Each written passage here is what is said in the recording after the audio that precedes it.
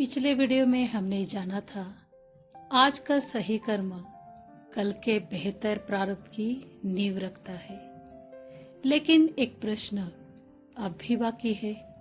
अगर हमारा भविष्य हमारे कर्मों से बनता है तो फिर ऐसा क्या है जो हमें बार बार एक जैसे निर्णय लेने पर मजबूर करता है?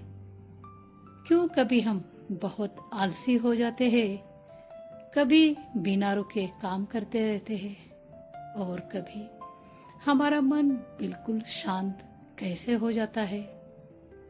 क्या इसके पीछे कोई कारण है?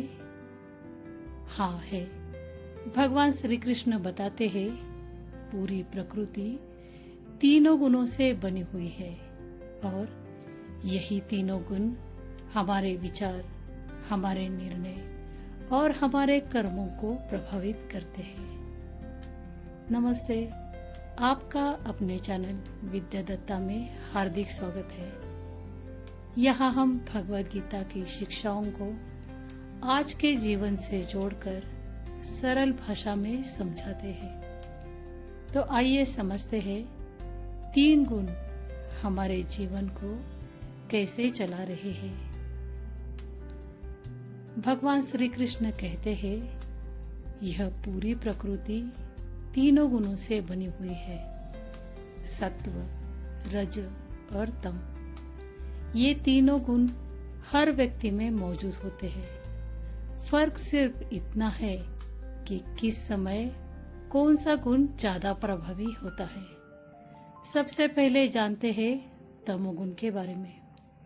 जब तमोगुण मन पर हावी होता है तो व्यक्ति को कई बार यह भी समझ में नहीं आता कि उसके लिए क्या अच्छा है और क्या बुरा। दूसरा है रजोगुण।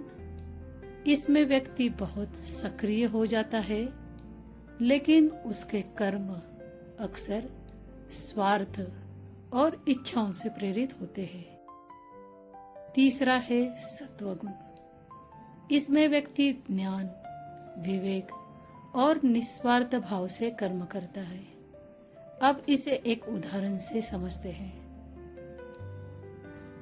मान लीजिए आपके किसी मित्र के घर विवाह है और उसे अचानक मदद की जरूरत पड़ जाती है। तमोगुण से प्रभावित व्यक्ति या तो मदद नहीं करेगा या लापरवाही से गलत सामान ले आएगा।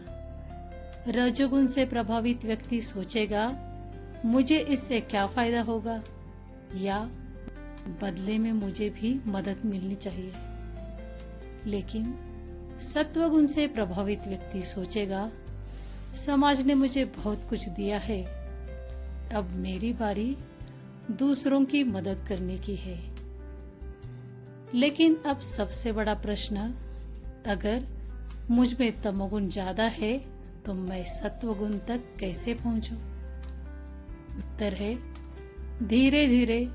सबसे पहले तमोगुण से बाहर निकलना होगा, क्योंकि तमोगुण में व्यक्ति कुछ करना ही नहीं चाहता। इसीलिए पहला कदम रजोगुण है, यानी पहले सक्रिय बनो। शुरुआत में हो सकता है आप सोचे कम से कम मुझे भी इससे कुछ लाभ मिले, यही रजोगुण है।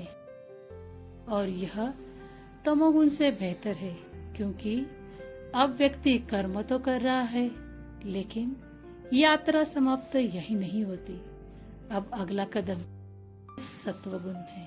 अब व्यक्ति सोचता है सिर्फ मेरा ही नहीं दूसरों का भी भला कैसे हो, कि स्वार्थ सेवा में बदलने लगता है। यही है सत्वगुण की शुरुआत। लेकिन याद रखिए भगवान हमें तमस से रजस और रजस से सत्व की यात्रा करना सिखाते हैं। हर दिन एक छोटा सात्विक निर्णय जीवन बदल सकता है। लेकिन यहाँ एक और महत्वपूर्ण प्रश्न है। हम शरीर को स्वस्थ रखने के लिए व्यायाम करते हैं, लेकिन क्या मन का भी कोई व्यायाम होता है? अगर होता है तो वह क्या है, यही हम अगले वीडियो में समझेंगे। अगर वीडियो आपको उपयोगी लगी हो तो वीडियो को लाइक करें, आपकी प्रतिक्रिया कमेंट्स में लिखें और अगर चैनल पर नए हो तो सब्सक्राइब जरूर करिए। वीडियो को अंत तक देखने के लिए धन्यवाद। राधे राधे।